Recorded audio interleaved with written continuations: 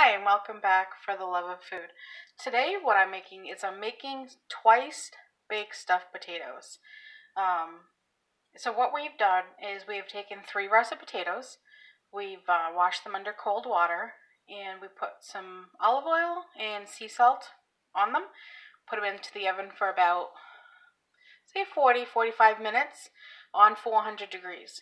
So what we're going to do now is we're actually going to hold the potatoes lengthwise and cut them right in half. What we're going to do is we're going to scoop out the inside and make our twice baked stuffed potatoes. So I did let these cool down for a little bit after they got out of the oven, so that way I could work with them. But they are still steamy hot in the middle. So what we're going to do now is we're going to take a spoon, and we got our bowl here. We'll turn around here.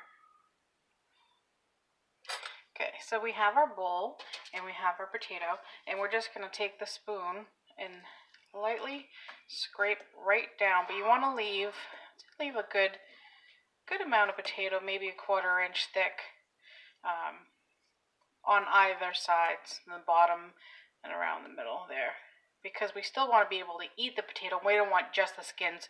We're not making potato skins. We're making twice baked stuffed potatoes. So we're going to go ahead, and you can kind of see I left about the same width, and it's alright if you scoop one part. Don't try to fill it back up. Just move it down to the next one. So we're going to do that to the rest of our potatoes here, and then I'll show you what we're doing with the filling. Alright, so we have our potatoes that we took all the insides out, and I just added some salt and pepper to this. What I'm also going to add is I'm going to add about a tablespoon of butter. And I just lightly slice that up real thin, so that way the potatoes have enough time to kind of melt through and get that in there, get that good flavoring in there. I'm also going to add about a tablespoon, I'll do almost 2 tablespoons of sour cream to that, and then we're going to mix this up with our mixer, so that way you can see that. Okay, so we got our electric mixer. You could also do this in the KitchenAid with the whip. You want to get the consistency really nice and thin. Make sure there's no lumps. It'll just help the potato taste better when you go to cook it.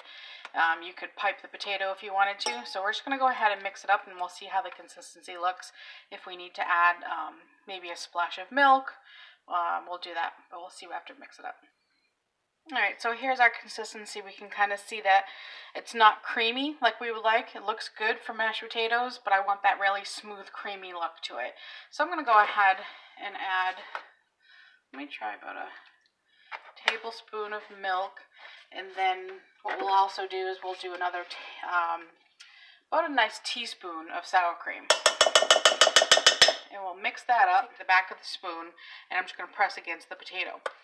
So I can see I need to whip it a little bit more, because I can kind of see a little bit of lumps. And what you want to do too is make sure to taste it.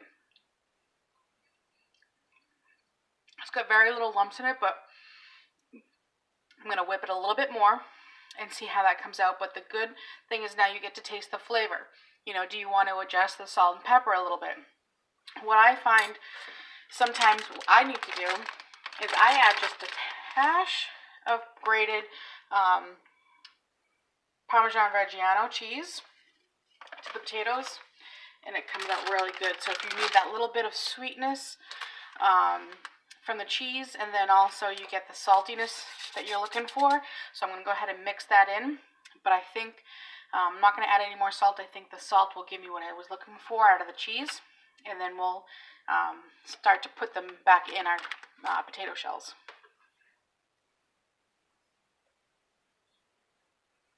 Alright, so what we're going to do now is I just happen to have some green onions already chopped, so I thought it would be nice to add a little color to our twice baked potato. So I'm not going to use the blender, the mixer to mix that in. I'm just going to take my spoon and just lightly get those incorporated. So to fill the potato, you're just going to take a spoonful of filling, mashed potato, and put them right in. You can fill it to the top. You can, overfill it a little bit there. What I'm going to do today is I'm just going to fill mine just lightly, and then I'm going to put the rest of it in a pastry bag with the star tip, and we're just going to make the design at the top, but I'm going to kind of swirl it over. So I'm just going to fill these with a little bit of potato. You can kind of see the depth there, and then we'll finish off with the rosette on the top. Got my filling in my bag. So what I'm going to do is, I don't know if you've ever decorated a cake, but we're just going to hold it lengthwise, and I'm going to make a swirl pattern. But I'm going to continuously do that throughout the top of the potato.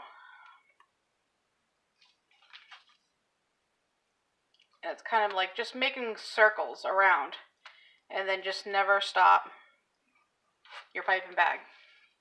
And I'll see if I can hold it a different way so you can kind of see the pattern we did. And we're going to do that to the rest of our potatoes. We're going to sprinkle them with paprika on the top, and then we're going to bake them again at, I would say, about 375 for about 15 minutes. And what we just want to do is we want to get the potato warm itself, because everything in it's already cooked. So we're just warming it. And then what we're looking for is we want to try to get a nice little crisp coloring on the top here. But I will make sure to take pictures of the final product so you can see. Enjoy!